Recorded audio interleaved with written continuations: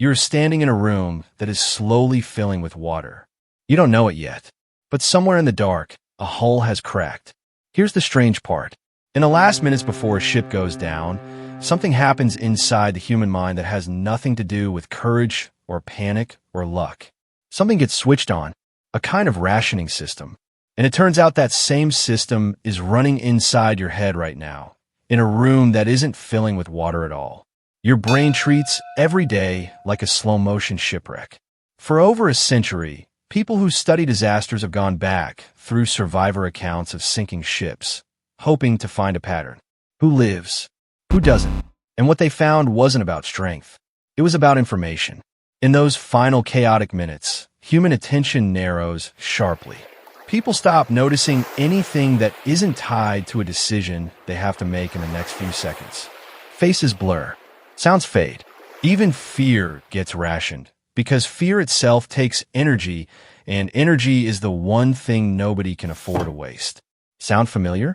It should, because your brain does this every single day, just slower and quieter and without the water.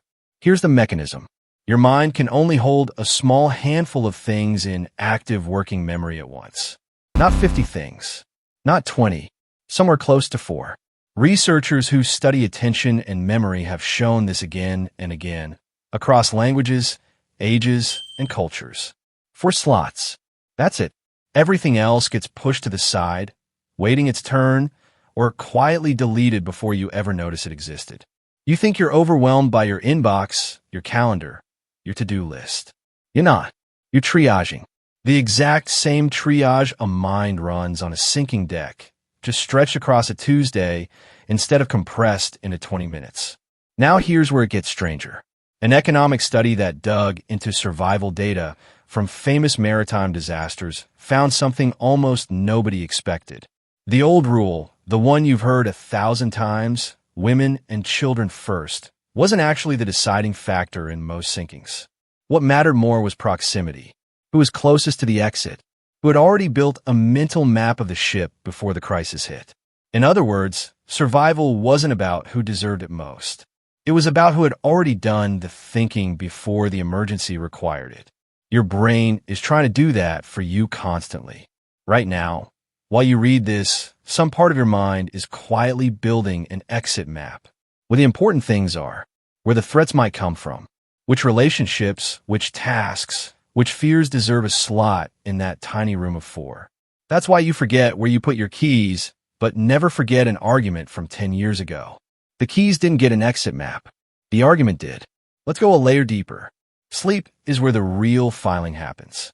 During certain stages of sleep, the hippocampus, the part of your brain that handles fresh memory, starts replaying the events of the day at high speed over and over. Labs that study sleep and memory consolidation have recorded this replay directly, watching the same neural patterns from a waking experience fire again and fast forward while a person sleeps. It's not random. It's editing. Some of what happened gets tagged as important and moved into long-term storage. Some of it gets left behind entirely, like cargo thrown overboard to keep the ship afloat. You felt this without knowing what it was. A day that felt enormous while you were living it, gone from your memory within a week. A single sentence someone said in passing, still sitting there years later, taking up space you never agreed to give it. Your brain didn't ask your permission. It made a call. The same kind of call a mind makes in the last minutes on a deck that's tilting sideways. Here's the part that should genuinely unsettle you. If your brain is always rationing, always triaging, always deciding what deserves a slot and what gets thrown overboard, then the story you tell about your own life, the version you believe is complete, was never complete. It was edited, ruthlessly, in real time, by a system built for emergencies, running quietly under a life that mostly isn't one. Which means the memories you trust the most, the ones that feel the clearest, the most certain, the most true, might just be the ones that happen to be standing closest to the exit when the doors of attention slam shut. Think about the last time you were completely certain you remembered something exactly as it happened. A conversation, an argument, the order events unfolded in. Now think about how confident a person feels stepping off a lifeboat, absolutely certain of what they saw in the water behind them. Confidence was never the same thing as accuracy. It never will be. There's a reason this system exists, and it isn't cruelty. It's economy. A brain that tried to hold on to everything, every face, every sound, every forgettable Tuesday in full detail would burn through its resources before lunch. Rationing isn't a flaw. It's what allowed a soft, slow, breakable animal to survive millions of years of actual emergencies, actual sinking ships, actual moments where 4 slots of attention were the difference between a body that kept moving and one that didn't. You're not broken because you forget things. You are running the same emergency protocol your ancestors needed to stay alive on a boat, a cliffside, a hunt gone wrong. That protocol just never got the memo that the emergency ended. So the next time you feel like your mind is dropping things, losing track, forgetting what should matter, understand what's actually happening underneath it. Nothing is failing. Something is choosing. Every hour of every day, your brain is quietly deciding what gets a place in the 4 slots and what gets thrown into the water behind you. You are never given a boat with unlimited room. You were given a lifeboat, and your entire life is the record of what you decided, without ever consciously deciding, was worth the space to bring with you.